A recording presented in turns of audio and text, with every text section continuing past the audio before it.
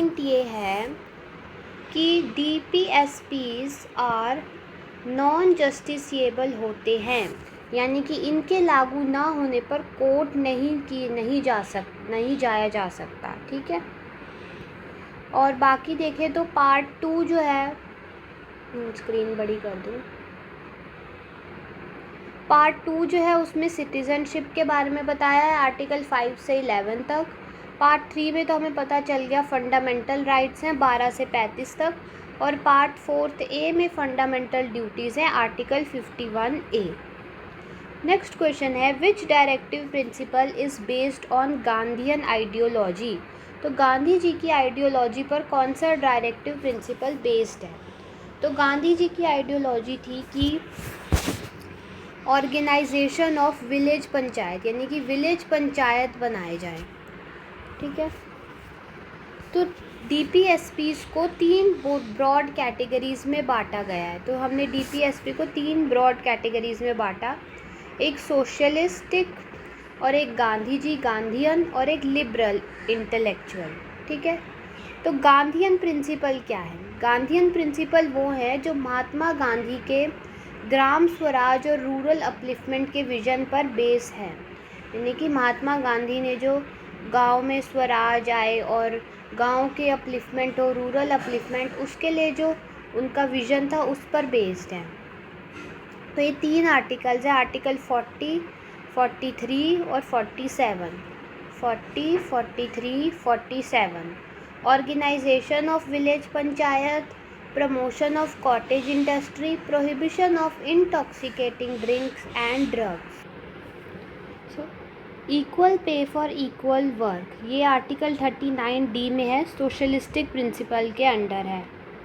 Uniform civil code article 44 में है, ये लिबरल इंटेलेक्चुअल प्रिंसिपल में है।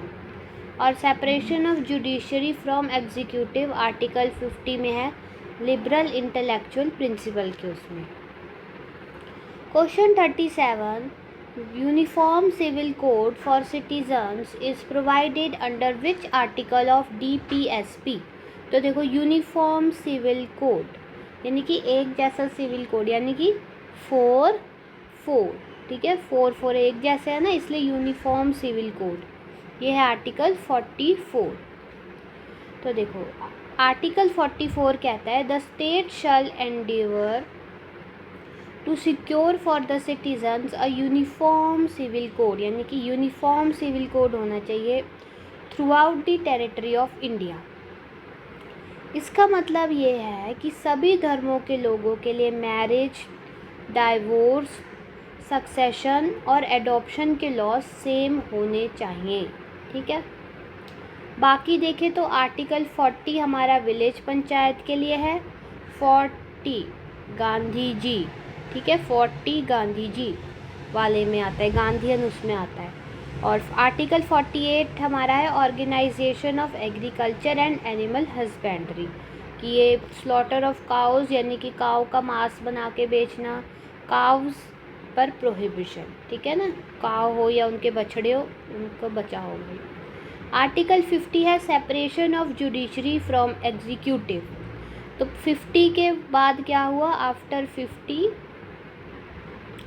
जुडिशरी और एग्जीक्यूटिव अलग हो गए। ठीक है।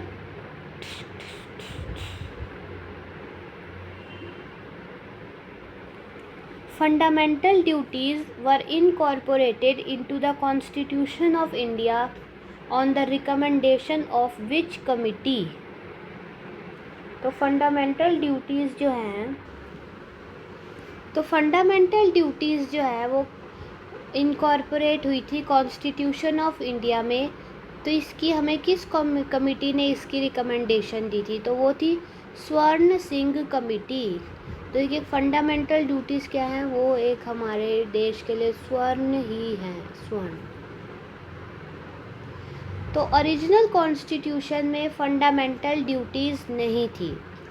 1976 में इमरजेंसी के टाइम पर, जब 1976 में इमरजेंसी हुई, तो स्वर्ण सिंह कमेटी की रिकमेंडेशन पर 42nd कॉन्स्टिट्यूशनल अमेंडमेंट एक्ट हुआ 1976 में। फिर उसमें पार्ट 4 में आर्टिकल 51A ऐड किया गया, इसे हमने यूएसएसआर यानी कि रशिया से बोरो किया था। 10 ड्यूटीज़ ऐड हुई थी, ठीक है, 10 फंडामेंटल ड्यूटीज़ हमने ऐड करी थी। सरकारिया कमीशन क्या है? सरकारिया कमीशन यानी कि सरकारिया, सेंटर और स्टेट के रिलेशन, सरकारिया। वर्मा कमेटी कौन सी थी? जो 1999 में आई, यानी कि अभी रिसेंट ही है, ज़्यादा पुरानी नहीं है। ये फंडामेंटल ड्यूटीज़ की लीगल प्रोविज़न और एनफोर्समेंट पर रिपोर्ट्स थी कि भाई फंडामेंटल ड्यूटीज़ के लीगल प्रोविज़न और कैसे उनको एनफोर्स किया जाएगा। फिर ये बलवंत राय मेहता ने क्या किया? उन्होंने कहा कि 3 टायर पंचायती राज सिस्टम के लिए अपनी रिकमेंडेशन की थी। अब देखो बलवंत राय ऐसे लग रहे हैं ना कोई गांव का पंचायत हो, तो इसलिए उन्होंने पंचायती राज के लिए रिकमेंडेशन दी। Next question, at present how many fundamental duties are there in the constitution? तो जब उन्होंने 1976 में कौन थे, स्वर्ण सिंह ने की थी, तब 10 फंडामेंटल ड्यूटीज़ ऐड हुई थी, पर अभी एट प्रेजेंट हमारे कॉन्स्टिट्यूशन में 11 फंडामेंटल ड्यूटीज़ हैं। करंटली कॉन्स्टिट्यूशन में टोटल 11 फंडामेंटल ड्यूटीज़ हैं। जब 42nd अमेंडमेंट हुआ था 1976 में, तब सिर्फ 10 ड्यूटीज़ थी, है ना। 10 ड्यूटीज़ ऐड हुई थी। जो 11th फंडामेंटल ड्यूटी है वो 42 नहीं 86 कॉन्स्टिट्यूशनल अमेंडमेंट जो कि 2002 में हुआ, उसमें ऐड हुई। इसमें क्या था कि हर पेरेंट या फिर गार्डियन की ड्यूटी है, क्या है, ड्यूटी है ये, कि वो 6 से 14 साल के बच्चों को एजुकेशन की अपॉर्चुनिटी दे, ठीक है। 51A का के पॉइंट 11वां, के 11वां नंबर होता है ना, ABCDEFGH के 11वें पॉइंट पे आता है, इसलिए 51A 11वां के। Fundamental duties are applicable to citizens of India only, सिर्फ इंडिया के सिटीजन्स पर ही एप्लीकेबल है, बाहर का बंदा करे फॉलो ना करे हमें कोई मतलब नहीं है। तो फंडामेंटल राइट्स कुछ सभी के लिए है, जो कि सिटीज़न और फॉरेन्स दोनों के लिए है, लेकिन जो फंडामेंटल ड्यूटीज़ हैं वो सिर्फ और सिर्फ इंडियन सिटीजन्स की है, यानी नेशन के प्रति ड्यूटी सिर्फ इंडिया के सिटीज़न की है, बाकी बाहर वालों से हम कैसे उम्मीद रख सकते हैं। लेकिन फंडामेंटल राइट्स हम सबको ही देते हैं, कुछ कुछ होती है, विदेशियों यानी फॉरेनर्स पर नहीं होती। अनलाइक नॉन जस्टिसेबल करेक्टर के बावजूद, यानी कि नॉन जस्टिसेबल है ना, कि आप इसमें अगर ये फॉलो नहीं हो रहा तो आप कोर्ट में नहीं जा सकते, कोई फंडामेंटल ड्यूटी फॉलो नहीं कर रहा तो आप कोर्ट नहीं जा सकते। सिटीज़न से एक्सपेक्टेशन होती है कि वो देश की सोवेरेनिटी, इंटीग्रिटी, नेशनल फ्लैग और कंपोजिट कल्चर की रिस्पेक्ट और प्रोटेक्शन करें, ठीक है। अब कुछ इम्पॉर्टेंट पॉइंट्स देख लेते हैं। रिट पावर का कंपैरिजन, तो देखो हाई कोर्ट के पास रिट इशू करने की पावर है, ये है आर्टिकल 226 में लिखा। रिट और हाई कोर्ट की जो रिट जुरिस्डिक्शन पावर है वो सुप्रीम कोर्ट से वाइड स्कोप की होती है, यानी चौड़े। ये सुप्रीम कोर्ट का आर्टिकल है 32 वाला। यूसीसी यूनिफॉर्म सिविल कोड, ये है आर्टिकल 44। हाई कोर्ट एग्ज़ाम का सुपर फेवरेट टॉपिक है। उत्तराखंड रिसेंटली फर्स्ट स्टेट बना है after independence to implement UCC, तो कौन है first state? Uttarakhand. Emergency inviolable rights, यानी कि एमरजेंसी के टाइम पर भी इन राइट्स को हम सस्पेंड नहीं कर सकते, वो है आर्टिकल 20 और आर्टिकल 21, किसी हालत में सस्पेंड नहीं हो सकते। Fundamental duties source and count, ये कहाँ से हमने लिया है कि फंडामेंटल ड्यूटीज़, वो हमने यूएसएसआर से लिया है और ये रिकमेंड किया था स्वर्ण सिंह कमेटी ने, और टोटल अभी 11 फंडामेंटल ड्यूटीज़ है। अब करते हैं quick revision. Right against exploitation, ये आर्टिकल 23-24 में लिखा है। Non suspendable rights article 20-21। उसके बाद रिट वी कमांड है आपका mandamus. High court writ power article 226। DPSP आपका बोरो कहाँ से हुआ है? आयरलैंड से, ठीक है। फंडामेंटल ड्यूटीज रशिया से। विलेज पंचायत के लिए कौन सा आर्टिकल है? Article 40 Gandhian principle. Uniform civil code के लिए है आर्टिकल 44। फंडामेंटल ड्यूटीज़ की कमिटी है Swaran Singh committee. Total fundamental duties 11 है। 11वीं आपकी यही 86th अमेंडमेंट 2002 के तहत ऐड हुई। Applicability of fundamental duties only to Indian citizens, ठीक है। अब नेक्स्ट हम आते हैं क्वेश्चन नंबर 41 पर। ओके, तो ये आपसे पूछ रहा है कि who among the following has the constitutional authority to make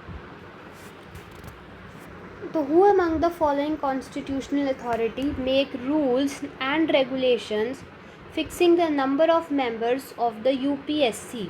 तो जो यूपीएससी की परीक्षा होती है उसमें कौन होता है, ऐसी कौन सी कॉन्स्टिट्यूशनल अथॉरिटी है जो रूल्स और रेगुलेशंस बनाती है कि इतने मेंबर्स होंगे, ये होगा, वो होगा।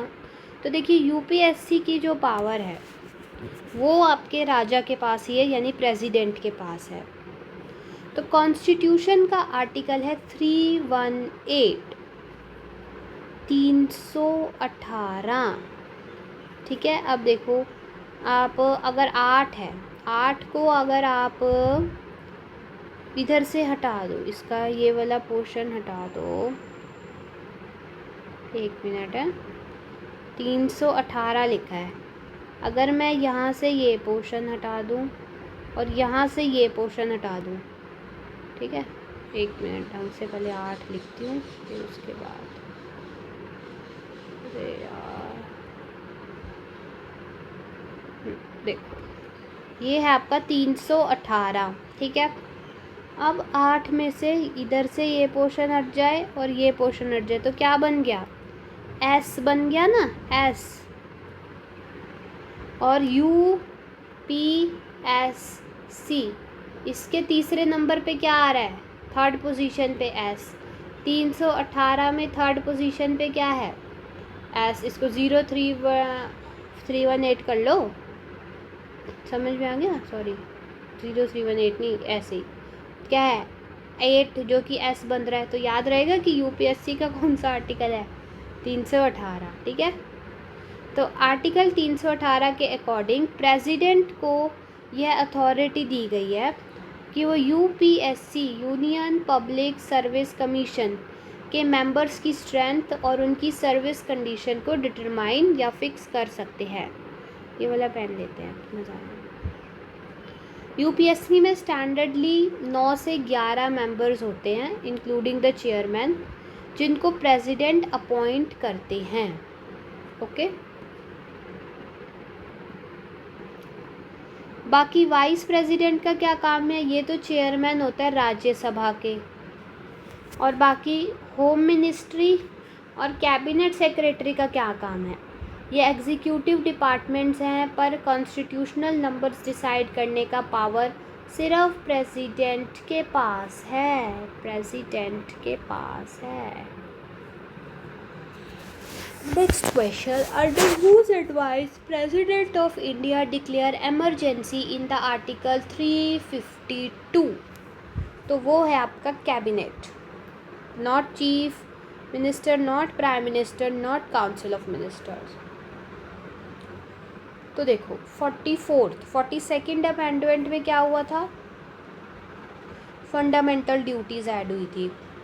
फिर 86th अमेंडमेंट में हमने पढ़ा कि 11वां फंडामेंटल ड्यूटी ऐड हुआ था। अब ये आ रहा है 44th कॉन्स्टिट्यूशनल अमेंडमेंट जो कि 1978 में हुआ था।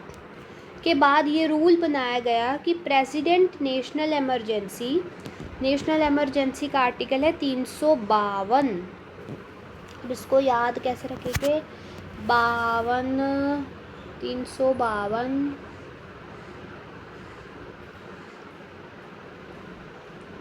चलो याद ही करना पड़ेगा। 352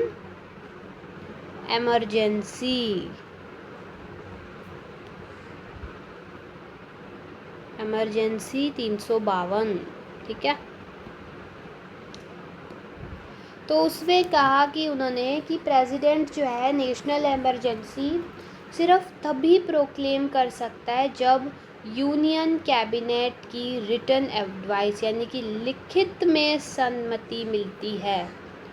लिखित में देनी पड़ेगी, यानी बातचीत तो क्या, तो कोई प्रमाण नहीं होता ना, प्रूफ नहीं होता, लिखित में चाहिए होता।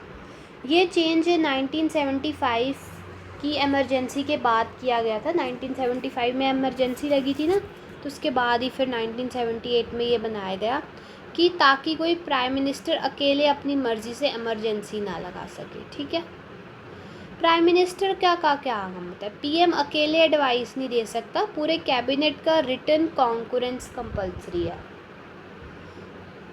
Next question, who acts as the president of India when neither president और वाइस प्रेसिडेंट इज अवेलेबल। मान लो प्रेसिडेंट अवेलेबल नहीं है तो हमने वाइस प्रेसिडेंट को बना दिया। अब मान लो दोनों ही अवेलेबल नहीं है तो कौन बनेगा, तो आपका बनता है chief justice of India CJI, ठीक है। जब president discharge of function acts के अकॉर्डिंग, ठीक है, 1969 का है ये प्रेसिडेंट एक्ट, प्रेसिडेंट ना हो तो आपका कौन बनता है, वाइस प्रेसिडेंट एक्ट करेंगे। वाइस प्रेसिडेंट भी ना हो तो कौन बनेगा, chief justice of India act करेंगे। अब मान लो CJI भी ना हो, ऐसा हो सकता है ना, तो कौन करेगा, सीनियर मोस्ट जज जो होगा सुप्रीम कोर्ट का, वो एक्ट करेंगे, ठीक है। 1969 में क्या हुआ था, CJI M हिदायतुल्लाह ने एक्टिंग प्रेसिडेंट की तरह सर्व किया था। बाकी देखिए, स्पीकर ऑफ लोकसभा क्या होता है, जॉइंट सिटिंग को प्रिसाइड करते हैं पर प्रेसिडेंट की वैकेंसी फिल नहीं करते। Next question, the proclamation of emergency issued under article 52, मैंने बोलता ना 352 emergency issue must be approved by the parliament with in. तो ये इमरजेंसी का प्रोक्लेमेशन कितने टाइम में अप्रूव कर देना चाहिए, भाई इमरजेंसी है तो ये तो नहीं है ना कि आराम से एक साल लगा रहे हैं, ऐसा नहीं लगेगा, या 3-4 महीने नहीं, मैक्स टू मैक्स 1 महीने के अंदर आपको प्रोक्लेमेशन को अपना अप्रूव कर देना है पार्लियामेंट ने, ठीक है। तो वैसे 1935-1950 में ये 2 महीने का था, पर 44th अमेंडमेंट में इसे 1 महीने तक रिड्यूस कर दिया। तो आर्टिकल 352 है हमारा नेशनल इमरजेंसी का। ये प्रेसिडेंट द्वारा इशू होने के बाद 1 महीने में 1 मंथ के अंदर पार्लियामेंट दोनों हाउस लोकसभा राज्यसभा से स्पेशल मेजॉरिटी से पास होना ज़रूरी है, ठीक है। Article 352 national emergency 1 month. Article 356 presidents rule, यानी कि जैसे होता है ना कि प्रेसिडेंट का रूल चलेगा, कोई स्टेट का गवर्नर चीफ मिनिस्टर नहीं होगा, प्रेसिडेंट रूल नहीं आता, तो वो आप तब 2 महीने तक रह सकता है। और 360 में फाइनेंशियल इमरजेंसी भी 2 महीने तक की। तो देख लो 3 इमरजेंसी हैं, एक है 352, फिर 356 और 360, ठीक है, ये है नेशनल की, फिर ये आता है प्रेसिडेंट रूल वाली, और ये हो गया financial emergency. The union council of ministers is appointed by, council of minister कौन अपॉइंट करता है, तो काउंसिल ऑफ मिनिस्टर अपॉइंट तो हमारा करता है प्रेसिडेंट, पर एडवाइस लेता है प्राइम मिनिस्टर की। तो president of India on the advice of the prime minister. अच्छा, अब ये दूसरा आर्टिकल आ गया, आर्टिकल 75(1), ठीक है। 75 में हमने लिए यूनियन मिनिस्टर, 72 मतलब कुछ भी याद कर लो, याद रखना, प्राइम मिनिस्टर को प्रेसिडेंट अपॉइंट करेंगे और बाकी मिनिस्टर्स को प्रेसिडेंट प्राइम मिनिस्टर की एडवाइस पर अपॉइंट करेंगे। प्रेसिडेंट अपनी पर्सनल डिस्क्रिशन से किसी को भी मिनिस्टर अपॉइंट नहीं कर सकता, मतलब उसका रोल ही नहीं है प्रेसिडेंट का, उसे बस अपॉइंट करना है। बस प्राइम मिनिस्टर बोलेगा कि इसको कर दो, बोलेगा ठीक है कर दिया, उसको कर दो कर दिया, इसको कर दो कर दिया, ठीक है, उन्हें बस हाँ हाँ हाँ हाँ ठीक है, कर दिया ऐसे बस बोलना है। Which article of the Constitution deals with the duty of Prime Minister regarding furnishing information of to the President? तो ये हो गया आर्टिकल 78। अभी हमने पढ़ा कि आर्टिकल 75 के तहत तो प्राइम मिनिस्टर को अपॉइंट ही किया जा रहा है, कि प्राइम मिनिस्टर को अपॉइंट किया जा रहा है, काउंसिल ऑफ मिनिस्टर को अपॉइंट किया जा रहा है। तो ये आपका अभी 75 में उनकी अपॉइंटमेंट हुई थी। 78 में वो जो है देखो क्या कर रहे हैं। 78 में प्राइम मिनिस्टर की कॉन्स्टिट्यूशनल ड्यूटी बताता है कि वो काउंसिल ऑफ मिनिस्टर्स के सारे डिसीजंस, एडमिनिस्ट्रेशन और लेजिस्लेटिव अफेयर्स की इंफॉर्मेशन प्रेसिडेंट को कम्युनिकेट करे। 78 में ये कहता है कि 75 में प्रेसिडेंट ने अपॉइंट तो कर दिया, ठीक है, फिर 78 में वो कहता है कि प्राइम मिनिस्टर को अपनी सारी चीज़ें मुझे बतानी पड़ेंगी, ठीक है, कि आपको प्राइम मिनिस्टर को have to report to the president, भले ही प्राइम मिनिस्टर सारा काम कर। Article 74 council of ministers to aid and advice president. तो हम क्या पढ़ रहे थे अभी, 78 में तो हमने बोला कि आपको रिपोर्ट करना है प्राइम मिनिस्टर को, ठीक है, और ये लोग अपॉइंट किस में हुए, 75 में तो अपॉइंटमेंट ही हुई थी, लेकिन उससे पहले ही हमने बोल दिया कि ये जो हम अपॉइंट कर रहे हैं काउंसिल ऑफ मिनिस्टर, उन्हें ये आपको प्राइम मिनिस्टर के एडवाइस के लिए कर रहे हैं। और 75 में हमने appointment of and responsibility of minister बता दी, और आर्टिकल 80 में हमने फिर राज्यसभा का कंपोजिशन किया, वो तो बाद में आएगा। The Union Council of Ministers is collectively responsible to House of the People, Lok Sabha. तो काउंसिल ऑफ मिनिस्टर तो लोकसभा के लिए होती है ना। देखो आर्टिकल 75 में क्या हुआ था, अपॉइंटमेंट हुई थी इनकी, है ना। स्टेट्स की council of ministers collectively Lok Sabha के प्रति रिस्पॉन्सिबल होते हैं। तो 75 में ही अपॉइंटमेंट के साथ साथ हमने कह दिया कि आपका काम जो है, आप किसके लिए रिस्पॉन्सिबल हो, हम आपको अपॉइंट कर रहे हैं, लोकसभा के प्रति रिस्पॉन्सिबल हो। अगर लोकसभा में नो कॉन्फिडेंस मोशन पास हो जाता है तो पूरी काउंसिल ऑफ मिनिस्टर को रिज़ाइन करना पड़ता है। इंडिविजुअल रिस्पॉन्सिबिलिटी क्या है, इंडिविजुअली मिनिस्टर्स प्रेसिडेंट के प्लेजर पर होल्ड करते हैं, ये 75(2) में है। What is the minimum age required for election as vice president? तो वाइस प्रेसिडेंट बनना है तो मिनिमम 35 साल के आप होने चाहिए हो। तो आर्टिकल 66 उम्र 66 के अंडर वाइस प्रेसिडेंट बनने की क्वालिफिकेशंस बताते हैं। वाइस प्रेसिडेंट 66 वाइस प्रेसिडेंट कि देखो, एक तो इंडिया का सिटीज़न हो, दूसरा 35 साल का हो और राज्यसभा मेंबर बनने के लिए क्वालिफाइड हो, ठीक है। अगर आपको लोकसभा का एमपी या एमएलए बनना है तो 25 साल के होंगे चलेगा, राज्यसभा का बनना है तो 30 साल के होने चाहिए, और प्रेसिडेंट या वाइस प्रेसिडेंट या गवर्नर बनना है तो कम से कम 35 साल के तो हो, उससे पहले तो बंदा बच्चा होता है। Who is the x officio chairman of Rajya Sabha? तो राज्यसभा का एक्स ऑफिशियो चेयरमैन कौन होता है, ये होता है आपका वाइस प्रेसिडेंट। तो राज्यसभा का चेयरमैन वाइस प्रेसिडेंट। तो आर्टिकल 64 और 89 के अकॉर्डिंग इंडिया के वाइस प्रेसिडेंट राज्यसभा के एक्स ऑफिशियो चेयरमैन यानी कि पदेन अध्यक्ष होते हैं। एक्स ऑफिशियो का मतलब है कि जो भी इंसान वाइस प्रेसिडेंट की पोस्ट पर होगा वो ऑटोमेटिकली राज्यसभा का चेयरमैन बन जाएगा। ये हमें कौन सा आर्टिकल बता रहा है, आर्टिकल 64 और 89। 64 और 89 आप देखो, आपको फर्स्ट टाइम अगर आप ये वीडियो देख रहे हो तो आपको आर्टिकल नहीं याद होंगे अगर पहली बार पॉलिटी पढ़ी है तो। लेकिन अगर आपने नहीं पढ़ी अभी तक, पेपर आने वाला है, तो अगर आप इसी वीडियो को ही यानी यही पॉलिटी की वीडियो को ही 5 बार देख लो मान लो, ठीक है, या 3 बार देख लो, 3 बार एटलीस्ट देख लो, तो आपको कुछ आर्टिकल्स याद रहने की संभावना है। और इस वीडियो के अंदर इन जो हमारे 125 क्वेश्चन का टारगेट है पॉलिटी का, उसमें आपके इम्पोर्टेंट वाले सारे आर्टिकल्स कवर है जो इम्पोर्टेंट एग्ज़ाम में आ सकते हैं। An ordinance promulgated by the president must be approved by the parliament within the period of its reassembly of 6 weeks। यानी कि जो आपका प्रेसिडेंट ने ऑर्डिनेंस पास किया वो पार्लियामेंट 6 वीक्स के अंदर आपका अप्रूव कर देगा। देखो अब ये कहता है आर्टिकल 1, 2, 3 यानी कि एकदम 1, 2, 3 कर देना है। प्रेसिडेंट ने जैसे ही पास किया 6 हफ्ते का टाइम मिलेगा, उसमें 1, 2, 3 कर दो।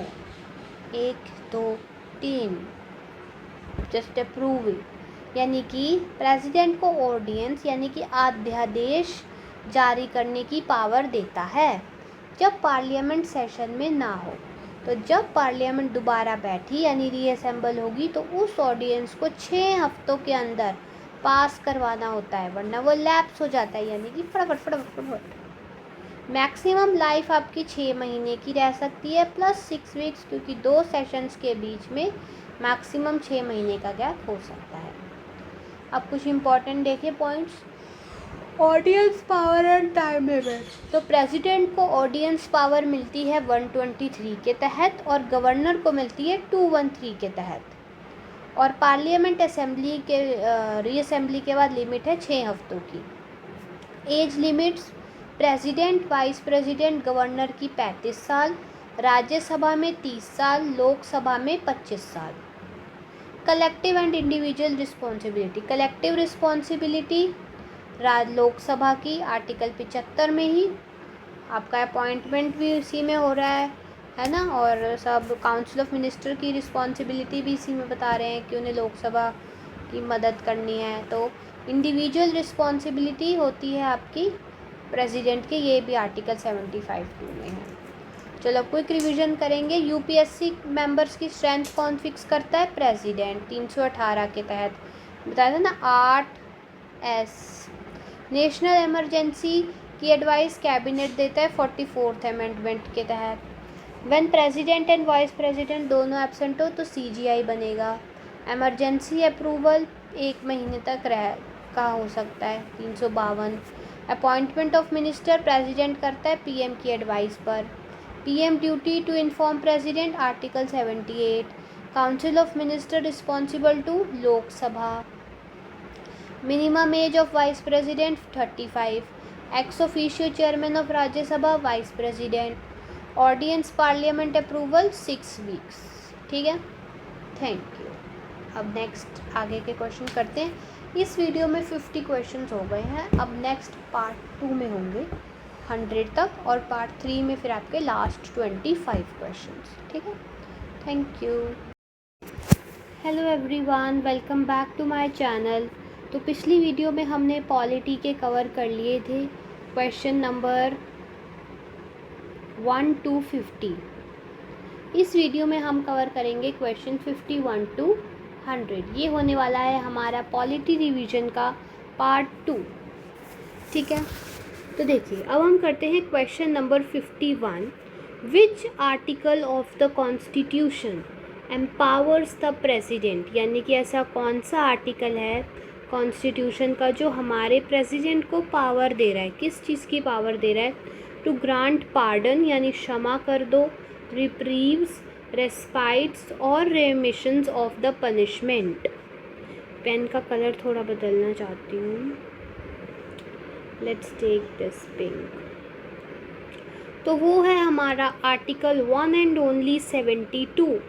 पिछली वीडियो में हमने पढ़ा था कि आर्टिकल 75 जो है वो पावर दे रहा है प्रेसिडेंट को कि वो कैबिनेट ऑफ मिनिस्टर्स को अपॉइंट करे। आर्टिकल 75 में ही हमने पढ़ा कि वो मतलब फिर कैबिनेट ऑफ मिनिस्टर्स लोकसभा को आंसरेबल हैं, राज्यसभा लोकसभा की क्या पावर्स हैं, इन सब के रिस्पॉन्सिबिलिटीज़ पढ़ी।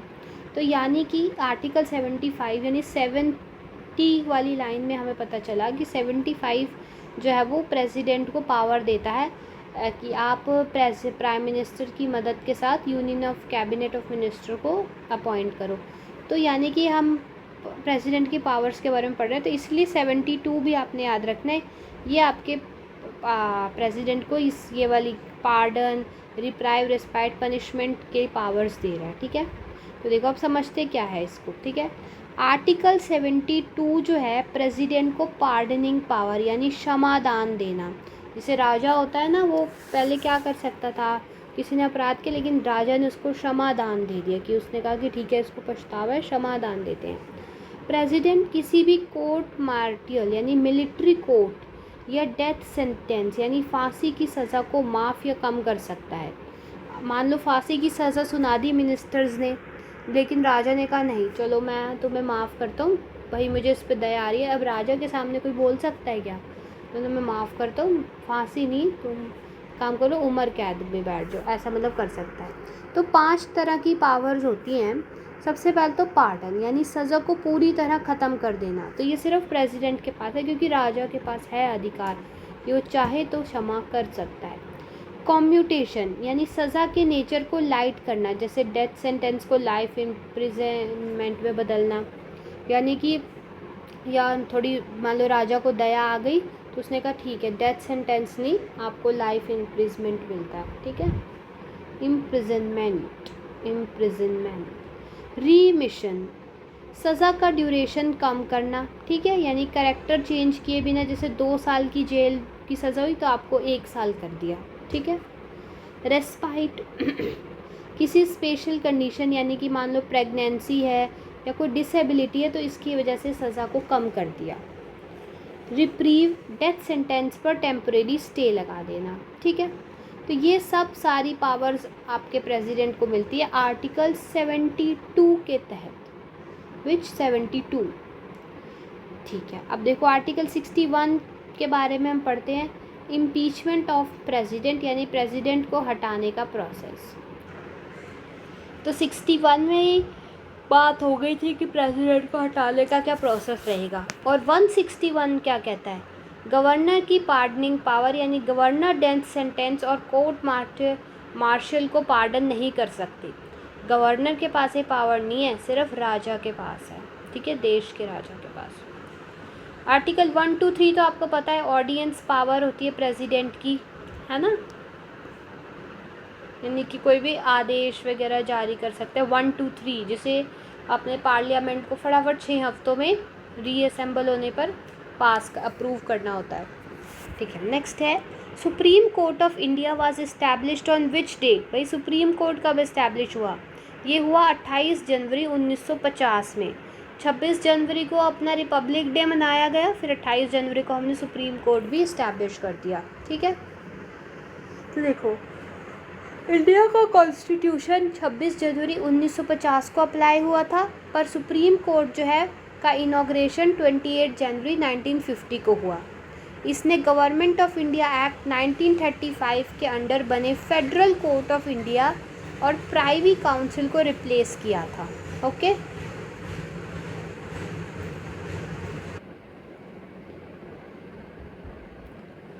तो इसने क्या किया, गवर्नमेंट ऑफ इंडिया एक्ट के अंडर बने फेडरल कोर्ट ऑफ इंडिया और प्राइवी काउंसिल को रिप्लेस किया, ठीक है। बाकी ऑप्शन देखें तो 26 जनवरी 1950 को रिपब्लिक डे होता है और 26 नवंबर 1949 को constitution adoption day constitution day होता है। हु अपॉइंट्स द जजेस of the supreme court of India, जो सुप्रीम कोर्ट में जज होता है उन्हें अपॉइंट कौन करता है, तो उन्हें भी हमारे राजा प्रेसिडेंट ऑफ इंडिया ही अपॉइंट करते हैं। आर्टिकल 124(2) के अंडर सुप्रीम कोर्ट के सभी जजेस इंक्लूडिंग सीजीआई को प्रेसिडेंट अपॉइंट करते हैं। अपॉइंटमेंट कॉलेजियम सिस्टम की रिकमेंडेशन पर होता है सीजीआई प्लस 4 सुपीरियर मोस्ट जजेस ऑफ सुप्रीम कोर्ट।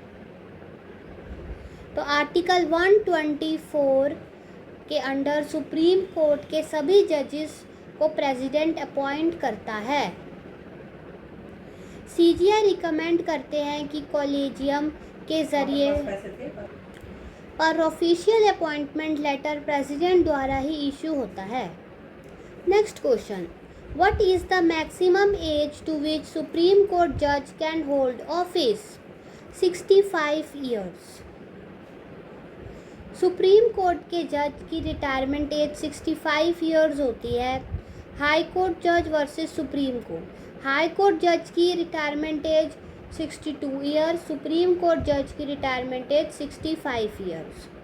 कॉन्स्टिट्यूशन में सुप्रीम कोर्ट जज के लिए कोई मिनिमम एज फिक्स नहीं है, पर सिर्फ रिटायरमेंट 65 साल की उम्र में होती है। Which article of the Constitution confers original jurisdiction on the Supreme Court of India? तो सुप्रीम कोर्ट है तो इसलिए 131 सुप्रीम, ठीक है। तो 131 सुप्रीम कोर्ट को ओरिजिनल जुरिस्डिक्शन देता है। ओरिजिनल जुरिस्डिक्शन का मतलब होता है कि वो केस जो सीधे सुप्रीम कोर्ट में ही शुरू हो सकते हैं, किसी भी लोअर कोर्ट से अपील होके नहीं आते। जैसे कि सेंटर वर्सेस स्टेट का, यानी सेंटर और स्टेट के बीच में डिस्प्यूट है तो वो सीधा सुप्रीम कोर्ट में जाएगा। Centre state plus versus other state के बीच है, या फिर दो स्टेटों में के बीच है, तो ये सब सीधा सुप्रीम कोर्ट में जाते हैं। तो 131 तो हमें बताता है, क्या बताता है, original jurisdiction of Supreme court. 132 बताता है एपीलेट जुरिस्डिक्शन, 136 बताता है स्पेशल लीव पिटीशन, और 143 advisory jurisdiction of Supreme court. 131 original jurisdiction, 143 advisory jurisdiction, 132 appellate jurisdiction और 136 special leave petition. Special leave to appeal by the Supreme Court is granted by, अभी पढ़ा 136। तो 136 हमें बताता है सुप्रीम कोर्ट को स्पेशल लीव पिटीशन की डिस्क्रिशनरी पावर देता है। इसका क्या मतलब है कि सुप्रीम कोर्ट इंडिया के किसी भी कोर्ट या ट्रिब्यूनल के जजमेंट या ऑर्डर के अगेंस्ट अपील सुनने की स्पेशल परमिशन दे सकता है, ठीक है। तो 136 तो हमने पढ़ लिया, 131 भी पढ़ लिया, 132 भी पढ़ लिया, और कौन से पढ़ लिए, 143 भी पढ़ लिया। 136 के बाद अगला 137 क्यों होता है? इसमें तो हमने स्पेशल परमिशन दिलवा दी, ठीक है, स्पेशल लीव पिटीशन। 137 कहता है पावर ऑफ रिव्यू, यानी सुप्रीम कोर्ट अपने ही जजमेंट को रिव्यू कर सकता है। चलो, under which article president seek the advisory opinion on supreme Court? तो प्रेसिडेंट सुप्रीम कोर्ट से एडवाइस तभी लेगा जब होगा प्रेम भाव का माहौल, 143, इसी से हम एडवाइस तभी लेते हैं। तो प्रेसिडेंट पब्लिक इम्पोर्टेंस के किसी लीगल या फैक्चुअल क्वेश्चन पर सुप्रीम कोर्ट से एडवाइस मांग सकते हैं। सुप्रीम कोर्ट की एडवाइस प्रेसिडेंट पर बाइंडिंग नहीं होती, यानी बाध्यकारी नहीं होती। प्रेसिडेंट उसे मान भी सकता है और रिजेक्ट भी कर सकता है, ठीक है। बाकी आर्टिकल 129 कहता है supreme court as a court of record, यानी कंटेम्प्ट ऑफ कोर्ट पावर। 141 कहता है law declared by supreme court is binding on all courts, 141, ठीक है। 148 कहता है CAG controller and auditor general of India के बारे में, है ना। Which article defines the Supreme Court as a court of record? अभी पढ़ा है आर्टिकल 129, देखो अभी ऊपर मैंने आपको पढ़ाया कि supreme court as a court of record, article 129। पता नहीं कैसे याद करेंगे, है ना, इतने सारे आर्टिकल हैं, सब में अलग अलग चीज़ें हैं। बार बार रिवीजन के सिवा इन आर्टिकल को याद करने का और कोई तरीका नहीं है, ओनली रिवीजन। तो आर्टिकल 129 के अकॉर्डिंग सुप्रीम कोर्ट एक कोर्ट ऑफ रिकॉर्ड यानी अभिलेख न्यायालय है। इसके दो मतलब हैं, इसके सारे judgement, proceeding, acts, memory, testimony के लिए रिकॉर्ड यानी प्रिजर्व किए जाते हैं। इसके पास अपनी तौहीन यानी कंटेम्प्ट ऑफ कोर्ट पर पनिश करने की पावर है। High court equivalent high court का कोर्ट ऑफ रिकॉर्ड है 215, इसका कौन सा है 129 और इसका है 215 हाई कोर्ट का। Who was the first chief justice of independent India? तो ये थे H.J. कानिया चीफ जस्टिस हैं, तो CH लगा दो, फिर J से जस्टिस लेकिन आगे कानिया आ गया, ठीक है, H.J. कानिया। तो श्री सर हरिलाल जे की सुंदास कानिया इंडिपेंडेंट इंडिया के पहले चीफ जस्टिस थे। उन्होंने 26 जनवरी 1950 से नवंबर 1951 तक सर्व किया। उसके बाद दूसरे बने M पतंजलि शास्त्री, फिर मेहरचंद महाजन बने थर्ड CGI। ये जम्मू कश्मीर के प्राइम मिनिस्टर भी थे, ठीक है। Next question, the concept of judicial review in Indian constitution has been borrowed from which country? कि जुडिशियल रिव्यू होना चाहिए, ये मैं पढ़ा चुकी हूँ, ये हमने USA से लिया है। जुडिशियल रिव्यू का कॉन्सेप्ट USA के कॉन्स्टिट्यूशन से लिया गया है। इसका मतलब है कि जुडिशरी के पास ये चेक करने की पावर है कि पार्लियामेंट या स्टेट लेजिस्लेचर द्वारा बनाया गया कोई भी लॉ कॉन्स्टिट्यूशन के अकॉर्डिंग है या नहीं, तो इसको जुडिशरी चेक कर सकती है। अगर लॉ फंडामेंटल राइट्स या कॉन्स्टिट्यूशन के खिलाफ है तो कोर्ट उसे अनकॉन्स्टिट्यूशनल डिक्लेयर कर सकती है। बाकी देखें तो USSR से तो आपको पता है, रशिया से हमने फंडामेंटल ड्यूटीज़ ली और ये सोशल इकोनॉमिक पॉलिटिकल जस्टिस ये सब हमने यहीं से लिया। ऑस्ट्रेलिया से हमने कॉन्करेंट लिस्ट जॉइंट सिटिंग ली। UK से हमने क्या लिया, पार्लियामेंट्री सुपरमेसी, सिंगल सिटीजनशिप और कैबिनेट सिस्टम। चलो अब कुछ इंपॉर्टेंट एग्जाम पॉइंट्स देखते हैं। पार्डनिंग पावर्स कंपैरिजन, क्षमा करने की शक्ति।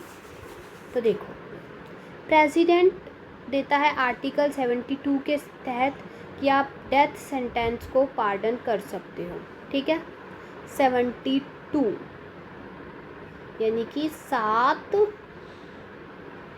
देना, 7 2, तो 7 कौन दे रहा है, प्रेसिडेंट दे रहा है अपराधी का, उसे क्षमा कर रहा है तो 7 दे रहा है, तो 7 2।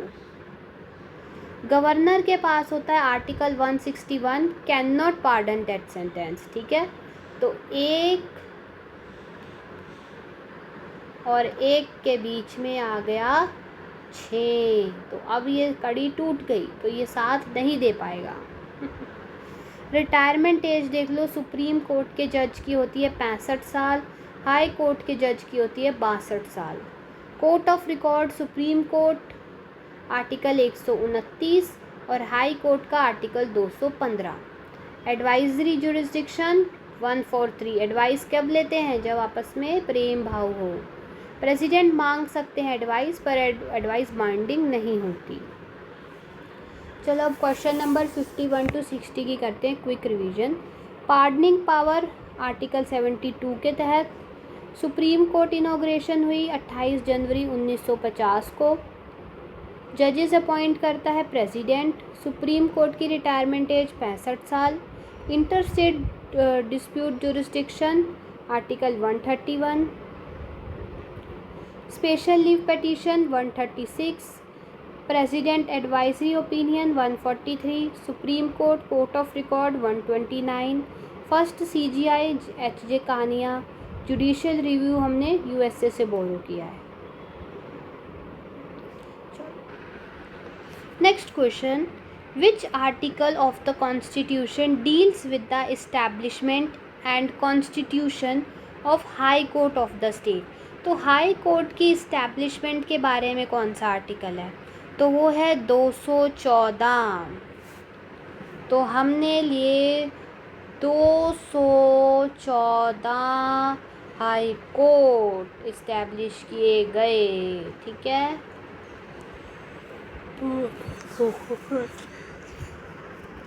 There shall be high court for each state, हर स्टेट के लिए एक हाई कोर्ट होगा, ये 214 ने बोला।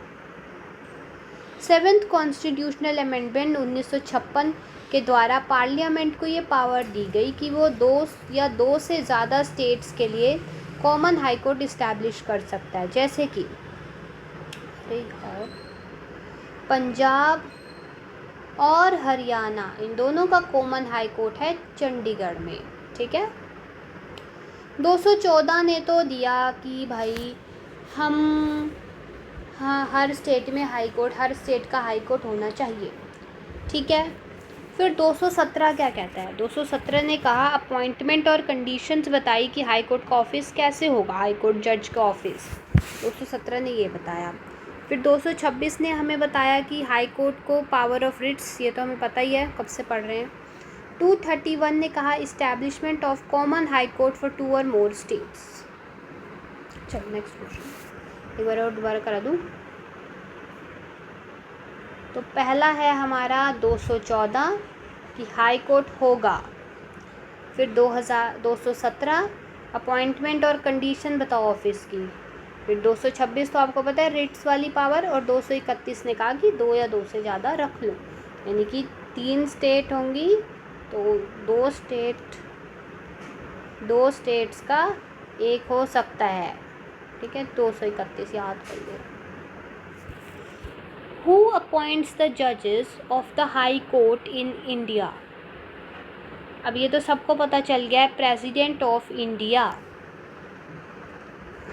तो प्रेसिडेंट ऑफ इंडिया आर्टिकल 217, देखो 217 में ही दिया गया है कि अंडर हाई कोर्ट के चीफ जस्टिस और बाकी जजेस को प्रेसिडेंट ऑफ इंडिया अपॉइंट करते हैं। प्रेसिडेंट ये appointment chief justice of India, governor of state और हाई कोर्ट के CGI से कंसल्ट करके करते हैं।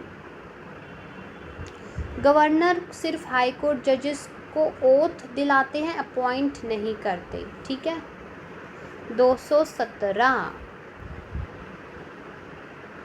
दोस्तों ने एक साथ किया अपॉइंट, दो एक साथ यानी कि हाई कोर्ट का चीफ जस्टिस और बाकी जजेस, सब चीज़ दोनों का एक साथ कर लो। What is the retirement age of high court जज in India? 62 years. High court के जज की रिटायरमेंट एज 62 ईयर्स होती है। ओरिजिनली क्या था, ये 60 ईयर्स थी, पर 15th कॉन्स्टिट्यूशनल अमेंडमेंट हुई 1963 में, तो अब 62 साल कर दिया गया है। बाकी 65 ईयर्स आपके सुप्रीम कोर्ट के जज की, CAG की, UPSC के चेयरमैन की, ये सब 65 ईयर्स इनकी रिटायरमेंट एज होती है। Which high court has the jurisdiction over state of Punjab, state of Haryana and the Union Territory of Chandigarh? तो आपको पता है ये कौन सा है, Punjab and Haryana high court. तो ये Punjab and Haryana high court ये कॉमन हाई कोर्ट है जो पंजाब, हरियाणा और UT चंडीगढ़ तीनों के ओवर जुरिस्डिक्शन रखता है। इसका बेंच चंडीगढ़ में स्थित है जो कि दोनों स्टेट्स की कैपिटल है। 1947 आज़ादी के टाइम पर high court of east Punjab के रूप में शिमला में बनाया गया था, बाद में 1955 में चंडीगढ़ शिफ्ट हुआ है। ठीक है। अभी 1955 में फिर चंडीगढ़ शिफ्ट कर दिया था। Which article defines high court as a court of record? कब से पढ़ा रही हूँ मैं आपको, ये है ना 215, अभी ऊपर भी पढ़ाया है। तो आर्टिकल 215 के अकॉर्डिंग हाई कोर्ट एक कोर्ट ऑफ रिकॉर्ड है। इसका मतलब है कि हाई कोर्ट के जजमेंट लोअर कोर्ट्स के लिए बाइंडिंग प्रेसिडेंट्स होते हैं और हाई कोर्ट के पास अपनी तौहीन यानी कंटेम्प्ट ऑफ कोर्ट पर पनिशमेंट देने का अधिकार है। 215। और ऐसे ही एक सुप्रीम कोर्ट के पास भी होता है कंटेम्प्ट ऑफ कोर्ट का, वो मुझे बताओ तो वो कौन सा होता है? 129। 1-2 नहीं चलेगा, 1-2 नहीं चलेगा, सुप्रीम कोर्ट कहता है। फिर वो कहते हैं 2-1 पे लगेंगे 5। ठीक है, पता नहीं। तो आर्टिकल 129 सुप्रीम कोर्ट का कोर्ट ऑफ रिकॉर्ड है। ठीक है। आर्टिकल 215 हाई कोर्ट का कोर्ट ऑफ रिकॉर्ड है। चलो अब 226 हाई कोर्ट को रिट पावर देता है। 227 power of superintendence over all courts by the high court. चलो next question, which was the first high court established in India? तो पहला हाई कोर्ट था आपका कैलकटा हाई कोर्ट। तो हाई कोर्ट एक्ट 1861 के under 1862 में 3 हाई कोर्ट्स बने थे। इंडिया का सबसे पहला high court Calcutta high court 1 जुलाई 1862 को। फिर उसके तुरंत बाद बन गया बॉम्बे का हाई कोर्ट 14 अगस्त 1862 में। फिर बन गया मद्रास का हाई कोर्ट 15 अगस्त 1862 में। तो तीनों लगभग साथ साथ ही बने थे। पहले कैलकटा का बना, फिर उसके बाद बॉम्बे और मद्रास का बना। इलाहाबाद का हाई कोर्ट जो है वो 1866 में बना था आगरा में। बाद में 1869 में फिर वो इलाहाबाद शिफ्ट हुआ था। ठीक है, पहले इसको नॉर्थ वेस्ट प्रोविंस कहते थे। ये तो आर्टिकल नहीं ख़त्म हो रहे पॉलिटी में, आर्टिकल ही आर्टिकल है। Under which article high court जज can be transferred from one high court to another?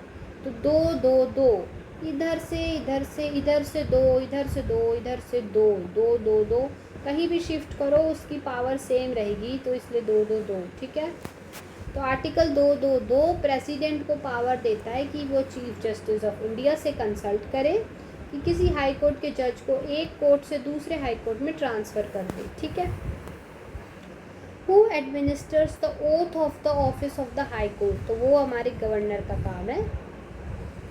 तो हाई कोर्ट जज को अपॉइंट प्रेसिडेंट करता है 217 के तहत। ठीक है, लेकिन उनकी पोस्ट यानी ओथ की शपथ गवर्नर या उनके द्वारा अपॉइंटेड व्यक्ति दिलाता है 219 के तहत। सुप्रीम कोर्ट का जज अपॉइंट करता है प्रेसिडेंट, ओथ भी प्रेसिडेंट दिलवाता है। हाई कोर्ट का जज अपॉइंट करता है प्रेसिडेंट, पर ओथ गवर्नर दिलवाता है। How many high courts are there in India? तो टोटल 25 हाई कोर्ट हैं। स्टेट्स तो 28 हैं, लेकिन है सिर्फ हाई कोर्ट 25। ठीक है, तो करंटली इंडिया में आपके 25 हाई कोर्ट हैं।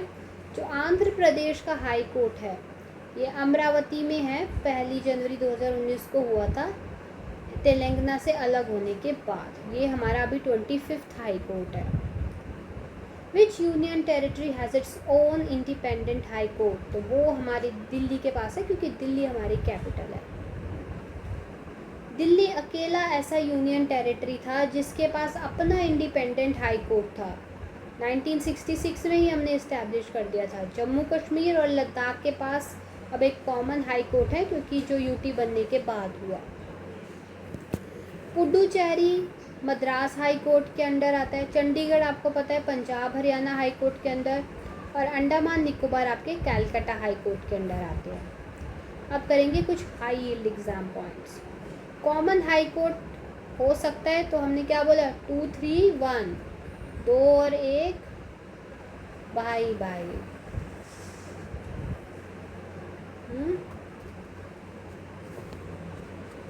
पंजाब हरियाणा हाई कोर्ट, पंजाब हरियाणा और चंडीगढ़। हाई कोर्ट की अपॉइंट करता है प्रेसिडेंट, ओथ दिलवाता है गवर्नर। पहला high court Calcutta high court. Total high court 25।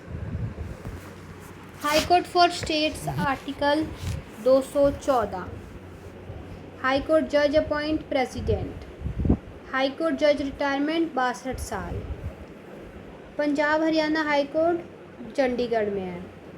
High court court of record 215।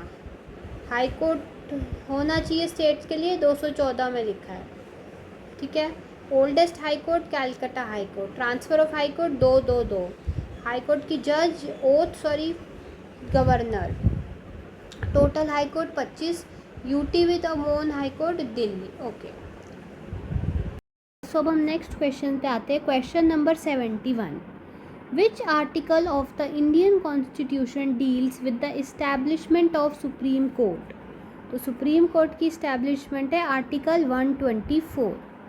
ठीक है, there shall be a supreme court of India constitution of chief justice of India and until parliament by law prescribes a larger number of not more than 7 other judges। तो अब वास्तव में संख्या 34 कर दी गई है। ठीक है, और अब करंट अफेयर्स पढ़ेंगे तो शायद 37 हो गई है। तो 124 अगर हाई कोर्ट का है तो 214 आपका मतलब 124 सुप्रीम कोर्ट का है और 214 आपका हाई कोर्ट का है। इसी तरह 324 इलेक्शन कमीशन ऑफ इंडिया का है और 352 तो आपको पता ही है national emergency 352 national emergency issue. Next question, panchayat Raj system in India was first introduced in which state? तो पंचायत जो आएगी वो आपकी आएगी राजस्थान में। सो देश में सबसे पहला जो 3 टायर पंचायती राज सिस्टम है वो 2 अक्टूबर गांधी जी के बर्थडे वाले दिन लेकिन 1959 को राजस्थान के नागौर डिस्ट्रिक्ट में प्राइम मिनिस्टर जवाहरलाल नेहरू द्वारा इनॉग्रेट किया गया था। ठीक है, और इसके तुरंत बाद ही 11 अक्टूबर 1959 को आंध्र प्रदेश दूसरा स्टेट बना जिसमें ये सिस्टम लागू हुआ। ठीक है, next question, which constitutional amendment act gave constitutional status to panchayati raj institutions? तो ये था हमारा 73rd amendment act. 73rd constitutional amendment 1992 में आया है। ठीक है, ने पार्ट संविधान में part 9 and 11th schedule add किया है जिससे पंचायती राज इंस्टीट्यूशन को कॉन्स्टिट्यूशनल स्टेटस मिला। 73rd constitutional amendment. 74th amendment में क्या हुआ, इसने काम किया म्यूनसिपैलिटीज़ को कॉन्स्टिट्यूशनल स्टेटस दिलाया, पार्ट 9A और 12th शेड्यूल ऐड किया। ठीक है, 74th ने म्यूनसिपैलिटीज़ के लिए काम किया, 73rd ने पंचायती राज के लिए काम किया। ठीक है, part 9th of a constitution of India contains provisions for panchayats and applies to which of the following item in the 11th schedule? तो ये जो आपका पार्ट 9 है जिसमें हमारा पंचायत्स के बारे में प्रोविजंस है, ये 11th शेड्यूल के कितने आइटम्स को अप्लाई करता है? 29 आइटम को। कैसे, देखो संविधान का जो 11th शेड्यूल है उसमें पंचायत के अंडर 29 फंक्शनल आइटम, जैसे कि पंचायत के अंदर क्या क्या आ सकता है। पंचायत है गांव की तो खेत तो आएंगे ही यानी एग्रीकल्चर, फिर अब गांव की डेवलपमेंट, रूरल डेवलपमेंट, साफ़ सफाई, हाइजीन, सैनिटेशन, ड्रिंकिंग वाटर, ये सब मेंशन किए हैं जिन पर पंचायत काम करती है। ठीक है, सो 12th शेड्यूल के फंक्शनल आइटम में 18 आइटम क्या है, म्यूनसिपैलिटीज़ के लिए हैं। ठीक है,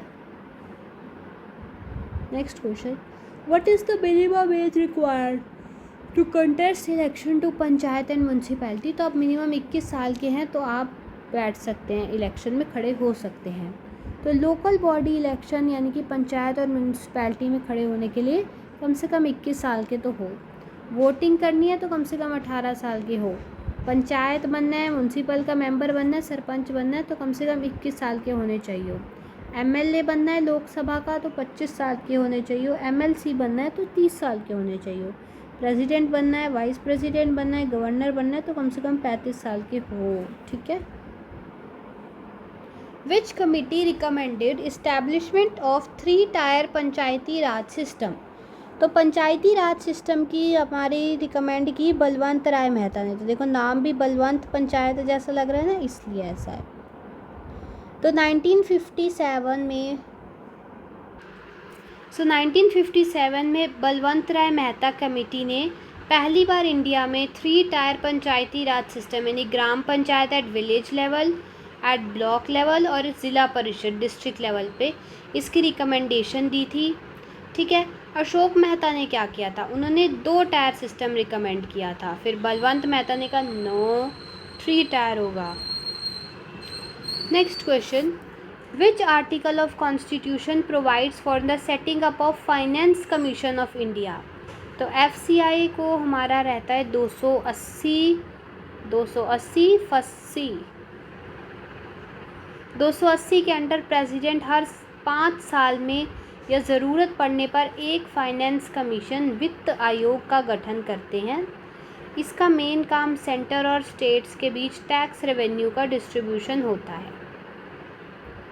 324 इलेक्शन कमीशन का, 315 यूपीएससी और स्टेट पब्लिक कमीशन का, और ऐसी 318 भी यूपीएससी के चेयरमैन का होता है ना।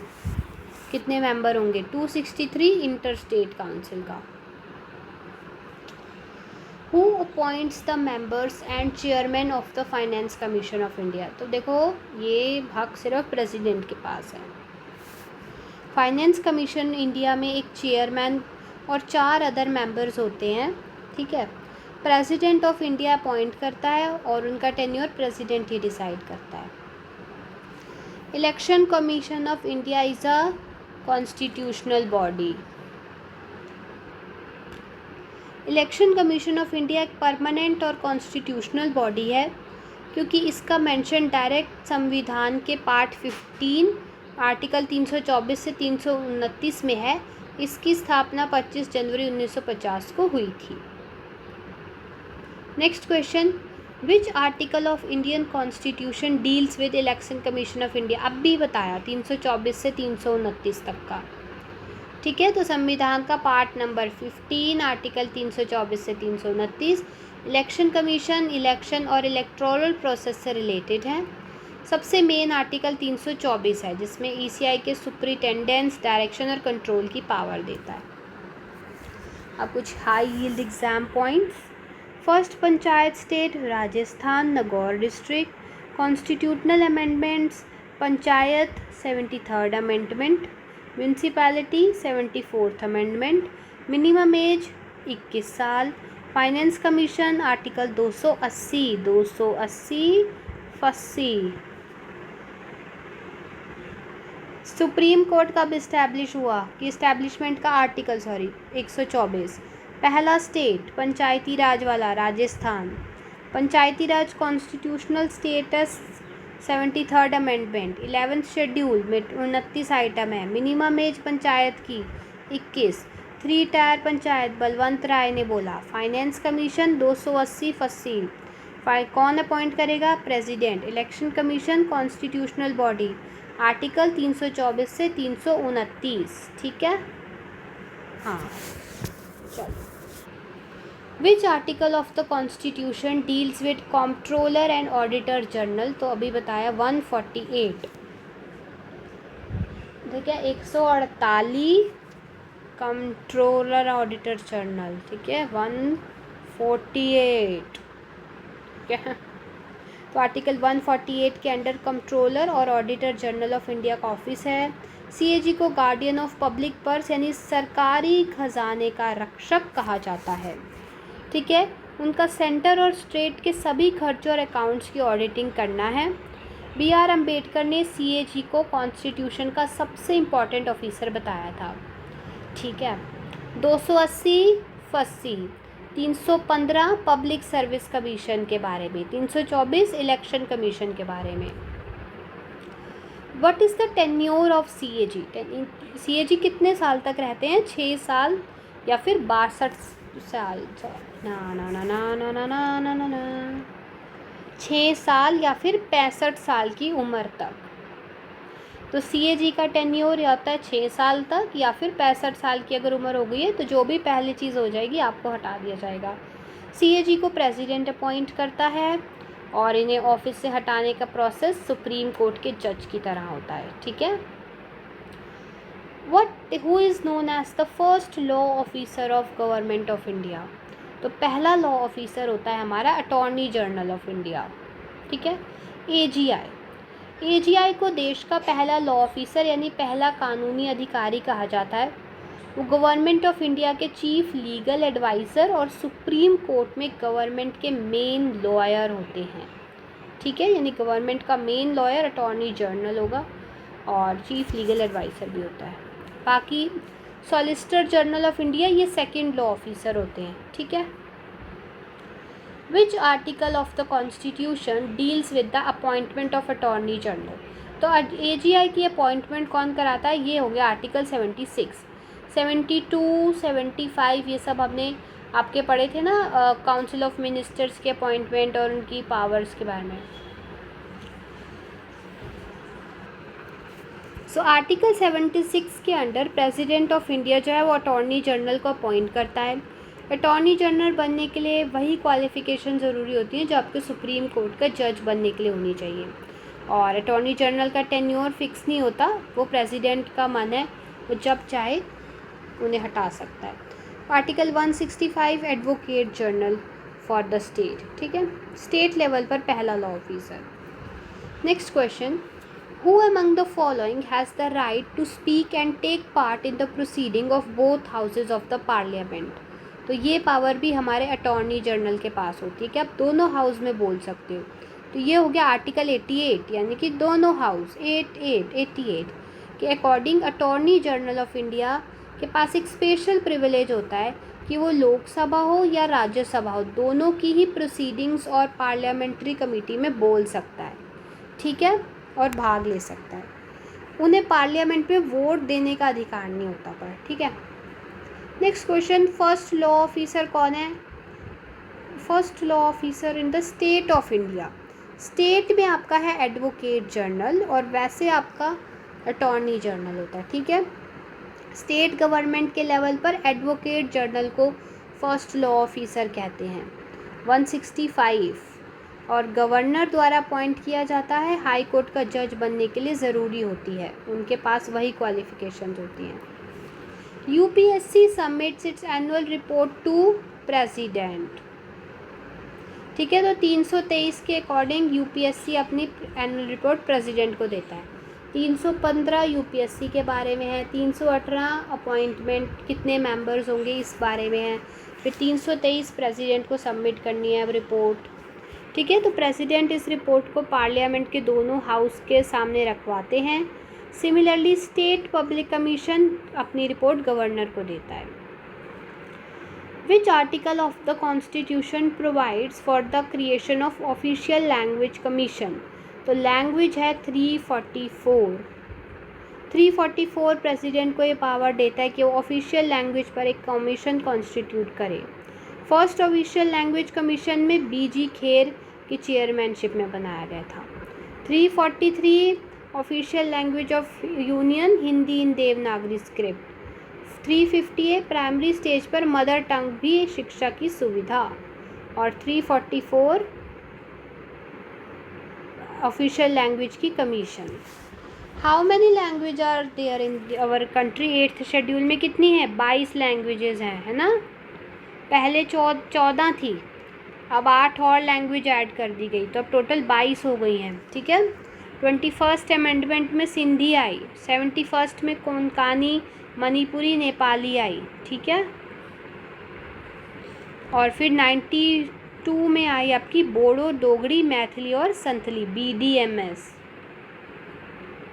National emergency in India is declared under which article? 352, ठीक है ना। 352 नेशनल इमरजेंसी इशू। तो प्रेसिडेंट 3 ग्राउंड्स पर डिक्लेयर कर सकता है, या तो भाई युद्ध हो रहा है, वॉर हो रही है, या कोई एक्सटर्नल एग्रेशन यानी बाहरी आक्रमण हो गया, या आर्म्ड रिबेलियन यानी कि सशस्त्र विद्रोह, ठीक है, यानी कोई इंटरनल डिस्टर्बेंस हो गई है।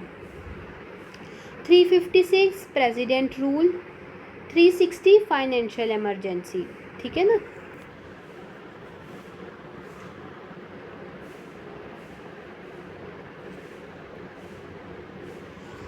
ओके, कुछ इंपॉर्टेंट पॉइंट CAG और AG का टेन्योर। तो फिक्स टेन्योर CAG का 148 आर्टिकल 148 फिक्स टेन्योर होता है 6 साल या 65 साल की उम्र। अटॉर्नी जनरल 76, कोई फिक्स टेन्योर नहीं होता, pleasure of president. Attorney general जो है वो दोनों हाउस में बोल सकते हैं पर वोट नहीं दे सकता। 8 शेड्यूल एडिशन स्ट्रिक्ट। 21st में हुए आपके सिंधी, 71st में कोंकणी मणिपुरी KMN, और 92nd में हुए Bodo Dogri Maithili Santhali BDMS। Financial emergency act 360 में अभी तक 0 टाइम्स लगा है, अभी तक एक बार भी नहीं लगा है, हमें फाइनेंशियल इमरजेंसी पड़ी ही नहीं। क्विक रिवीजन करा दूँ, CAG का आर्टिकल और guardian. CAG article 148 guardian of public पर। CAG का टेन्योर 6 साल या 65 साल। First law officer attorney general. Parliament speaking right attorney general. First law officer advocate general state का 165 में बोला। यूपीएससी रिपोर्ट प्रेसिडेंट को सबमिट करता है 323। Official language commission article 344। 8th schedule में कितनी language? 22। National emergency 352। Unused emergency 360। ठीक है। President rule in a state is imposed under which article? 356। जब गवर्नर रिपोर्ट दे या प्रेसिडेंट को सेटिस्फाई हो जाए कि स्टेट की गवर्नमेंट कॉन्स्टिट्यूशन के अकॉर्डिंग नहीं चल रही, तो प्रेसिडेंट स्टेट गवर्नमेंट को सस्पेंड करके प्रेसिडेंट रूल लगा सकता है। प्रेसिडेंट रूल पार्लियामेंट से 2 महीने के अंदर अप्रूव करवाना होता है। इसकी मैक्सिमम ड्यूरेशन 3 साल हो सकती है। 352 national emergency, 360 financial emergency, 370 Jammu Kashmir की स्पेशल स्टेटस। अब ये नहीं है। Financial emergency is declared under which article? 360। देखो क्यों होता है, देखो क्या होता है। अगर प्रेसिडेंट को लगे कि इंडिया या उसके किसी पार्ट की फाइनेंशियल स्टेबिलिटी या क्रेडिट खतरे में है, तो फाइनेंशियल इमरजेंसी डिक्लेयर कर सकते हैं। इंडिया में एक बार भी फाइनेंशियल इमरजेंसी नहीं लगी है। ठीक है। Article 368 amendment procedure of the constitution. Which article of the constitution deals with the procedure of amending constitution? 368। यानी कि पार्ट 20 में पार्लियामेंट को कॉन्स्टिट्यूशन में अमेंडमेंट करने की पावर प्रोसीजर देता है। 368। ठीक है। यानी कि 6 को और 3 को 8 बनाने की पावर है आप पे, तभी तो 8 हो गया ना। देखो 3 को भी आप ऐसे ऐसे करो 8 बन सकता है, 6 में भी ऊपर ऐसे जोड़ दो 8 बन सकता है, तो ये पावर है आप पे। ये कंसेप्ट हमने साउथ अफ्रीका से लिया है। सिंपल मेजॉरिटी से हो सकता है, स्पेशल मेजॉरिटी ऑफ पार्लियामेंट से, स्पेशल मेजॉरिटी और हाफ स्टेट लेजिस्लेचर के रेटिफिकेशन से।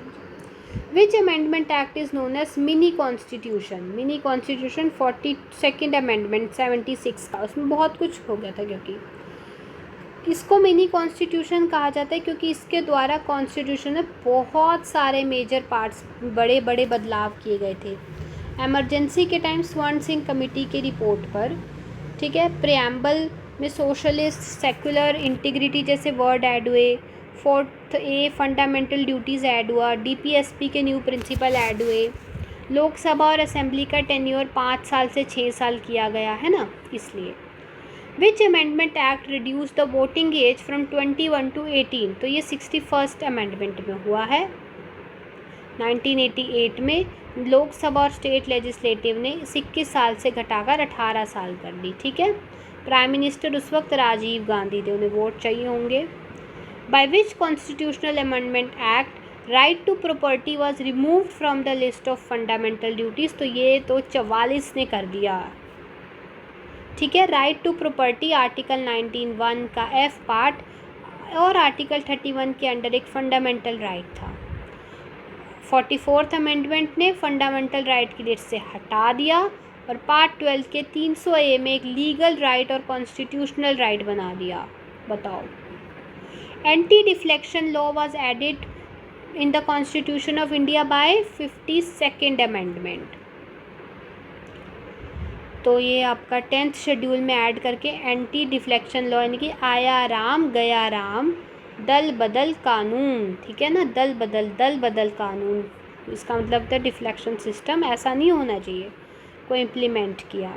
इसका एम था पॉलिटिकल डिफ्लेक्शंस, यानी कि एक पार्टी छोड़कर दूसरी पार्टी में जाना, ये रोकना था। ठीक है। 10th schedule of Indian constitution was added by 52nd amendment. ठीक है ना। अभी हमने पढ़ा एंटी डिफ्लेक्शन सिस्टम के बारे में। Which amendment act restricted the size of council of minister to 15% of total strength of Lok Sabha? 91st amendment. ये ना सारे मैं कराऊंगी, अभी आपको रिवीजन करा दूंगी सभी आर्टिकल्स और सभी अमेंडमेंट्स की। एक बार 125 क्वेश्चन हो जाए उसके बाद कराती हूँ, जिससे एक बार आपको पता चल जाए। ठीक है। The goods and service tax GST ये इंट्रोड्यूस हुआ कौन से कॉन्स्टिट्यूशनल अमेंडमेंट में? 101वें, क्योंकि अभी अभी हुआ है। कब हुआ है? 2016 में। ठीक है, ये इंट्रोड्यूस किया गया 1 जुलाई 2017 को लागू हुआ। 246A में आर्टिकल 269A और 279 को कॉन्स्टिट्यूशन में ऐड किया गया। जीएसटी काउंसिल के चेयरमैन यूनियन फाइनेंस मिनिस्टर होते हैं। अमेंडमेंट साउथ अफ्रीका से 368 में से लिया है हमने। 42nd में हम मिनी कॉन्स्टिट्यूशन कहते हैं। 44th को राइट टू प्रॉपर्टी वाला आया। 52nd में एंटी डिफ्लेक्शन। 61 में वोटिंग एज और 91st में 15% ऑफ काउंसिल ऑफ मिनिस्टर और 101वें में GST. President rule article 356। Financial emergency 360।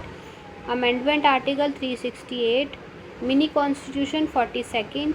Voting age 61st। Right to property legal right 44th amendment 300A article हो गया। Anti defection law 52nd amendment 1985। Anti defection system 10th schedule. 15% ministry side 91st। GST 101। Thank you. Welcome back to our channel. This is part 3 of polity revision. So question बिना देरी करे question शुरू करेंगे। 101 which schedule of the Indian constitution contains the provisions regarding the allocation of seats in the Rajya Sabha? तो ये हमारे part 4th में है, सॉरी पार्ट 4 नहीं, शेड्यूल 4th में। तो 4th शेड्यूल में हर स्टेट और यूनियन टेरिटरी के लिए राज्यसभा की सीट्स का एलोकेशन दिया गया है। ठीक है, 4th शेड्यूल में राज्यसभा में सीट्स का एलोकेशन पॉपुलेशन के बेसिस पर होता है, इसलिए उत्तर प्रदेश के पास सबसे ज़्यादा सीट्स हैं 31, जबकि छोटे स्टेट्स के बाद एक एक सीट होती है, ज़्यादा नहीं होती है ना। 3rd शेड्यूल किसके लिए होता है? Forms of oath and affirmation, यानी कि शपथ किस तरह की होगी, शपथ का प्रारूप कैसा होगा, उसके लिए। 5th शेड्यूल होता है administration and control of scheduled areas and scheduled tribes. 6th वाला होता है administration of tribal areas in north eastern states, AMTM, Assam, Meghalaya, Tripura, Mizoram. ठीक है, तो हमने क्या पढ़ा इस क्वेश्चन में कि जो हमारा एलोकेशन ऑफ सीट्स इन राज्यसभा है वो 4th शेड्यूल में लिखा है। ठीक है, 3rd शेड्यूल में लिखा है forms of oath and affirmations. 5th में लिखा है administration and control of schedule area, schedule tribe. फिर 6th में ट्राइबल एरिया के बारे में। जी, तो 7th schedule of the constitution deals with, तो इसमें हमने 6th तक तो पढ़ लिया। अब 7th किससे डील करता है? Distribution of power between union and states, कि क्या यूनियन साथ साथ रहेंगे या साथ साथ नहीं रहेंगे, तो 7वां शेड्यूल ये बताएगा। ठीक है, तो 7th शेड्यूल जो है वो सेंटर और स्टेट्स के बीच लेजिस्लेटिव पावर्स को 3 लिस्ट में डिवाइड करता है। आपको पता ही होगा, union list, state list and concurrent list. Union list यानी कि केंद्र सूची, इसमें आपके डायरेक्ट सेंट्रल के लॉज आते हैं, जैसे कि डिफेंस हो गया, फॉरेन अफेयर्स, बैंकिंग। पहले 97 थे, अब 100 आइटम हो गई। फिर आती है स्टेट लिस्ट यानी कि राज्य सूची, इसमें आपके स्टेट लॉ जैसे कि पुलिस, पब्लिक हेल्थ, एग्रीकल्चर, पहले 66 थे, अब 61 हो गए। फिर आती है कॉन्करेंट लिस्ट यानी समवर्ती सूची, बोथ सेंटर और स्टेट के लिए, जैसे कि एजुकेशन, फॉरेस्ट, क्रिमिनल लॉ, पहले 47 थे, अब 52 हो गए। ठीक है, 8th शेड्यूल में क्या आता है? Language. Residuary powers, that is powers not listed in union, state और concurrent list are vested in parliament of India. तो जो इन तीनों में नहीं है वो पार्लियामेंट ऑफ इंडिया के पास है। ठीक है, सो आर्टिकल 248 के अंडर ऐसे सब्जेक्ट जो तीनों लिस्ट यूनियन, स्टेट, कॉन्करेंट में इंक्लूड नहीं हैं, तो उन पर लॉ बनाने का अधिकार है पार्लियामेंट के पास। इसे रेजिडुअरी पावर यानी कि जो बच गए, अवशेष बच गए, वो कहते हैं। ये फीचर हमने कनाडा से लिया है। Which constitutional article deals with inter state council? तो इंटर स्टेट 263 263। ठीक है, इंटर स्टेट देखो 36 करो तो स्टेट्स के बीच में क्या होता है? 36 का आंकड़ा। प्रेसिडेंट को पावर देता है कि वो सेंटर और स्टेट्स के बीच बेटर कोऑर्डिनेशन और डिस्प्यूट के डिस्कशन के लिए एक इंटर स्टेट काउंसिल सेटअप कर सकते हैं। तो 36 का आंकड़ा तो नहीं है स्टेट के बीच में, इसलिए हमने इसको 63 लिखा है, वरना 36 लिखते हैं ना। सरकार या कमीशन की रिकमेंडेशन पर पहली बार इंटर स्टेट काउंसिल 1990 में बनाई गई थी। इसके चेयरमैन प्राइम मिनिस्टर होते हैं। 263 inter state relationship, 262 inter state water dispute and 280 finance commission, 280 फस्सी। Who presides over the joint sitting of both houses of parliament? तो वो होता है हमारा स्पीकर ऑफ लोकसभा। तो पार्लियामेंट के दोनों हाउस पे अपना बैठ जाता है। तो 108 के अंडर ऑर्डिनरी बिल पर डेडलॉक होने पर प्रेसिडेंट जॉइंट सिटिंग बुलाते हैं, ठीक है। पर जॉइंट सिटिंग के प्रेसिडी हमेशा स्पीकर ऑफ लोकसभा करते हैं, ठीक है। अगर स्पीकर एब्सेंट हो तो डिप्यूटी स्पीकर ऑफ लोकसभा करते हैं, वो भी एब्सेंट हो तो chairman of Rajya Sabha. Money bill can be introduced in which house of the parliament? तो मनी बिल सिर्फ लोकसभा ही दे सकती है। सो आर्टिकल 109 के according 109 money 109 gives me money, ठीक है। मनी बिल धन विधेयक डेफिनेशन सिर्फ और सिर्फ लोकसभा में ही इंट्रोड्यूस किया जा सकता है, वो भी प्रेसिडेंट की प्रायर रिकमेंडेशन पर। राज्यसभा के पास मनी बिल पर बहुत लिमिटेड पावर्स हैं, वो इससे मैक्सिमम 14 डेज तक रोक सकती है, रिजेक्ट या अमेंड नहीं कर सकती, तो ये सिर्फ लोकसभा कर सकती है। Who decides whether bill is a money bill और नॉट? ये तो हमारा ये भी लोकसभा का स्पीकर ही बताएगा। आर्टिकल 110 के तहत अगर कोई डिस्प्यूट होता है कि बिल मनी बिल है भी सही या नहीं, तो स्पीकर ऑफ लोकसभा का डिसीजन फाइनल होता है। उनके डिसीजन को किसी कोर्ट या हाउस में चैलेंज नहीं किया जा सकता। The annual financial budget is laid before parliament under which article? 112 112 give us the budget. संविधान में बजट वर्ड कहीं लिखा नहीं है, इसकी जगह आर्टिकल 112 में लिखा है एनुअल फाइनेंशियल स्टेटमेंट, ठीक है। प्रेसिडेंट हर फाइनेंशियल ईयर के लिए पार्लियामेंट के दोनों हाउसेस के सामने रखवाते हैं। 202 स्टेट बजट, ठीक है, और 112 एनुअल बजट अपना। What is the maximum gap allowed between two sessions of parliament? 6 months, 6 महीने का। आर्टिकल 85 के अकॉर्डिंग पार्लियामेंट के 2 सेशंस के बीच में मैक्सिमम गैप 6 मंथ से ज़्यादा नहीं हो सकता। इसका मतलब है कि पार्लियामेंट को साल में कम से कम 2 बार मिलना कंपलसरी है। तो मेन जो है 3 सेशंस होते हैं, बजट सेशन, मॉनसून सेशन और विंटर सेशन, ठीक है। कौन सा question? 109। Question 110। The quorum to constitute a meeting of either house of the parliament is 1/10 of the total members. According to the article 100 के अंडर quorum, देखो quorum तो 100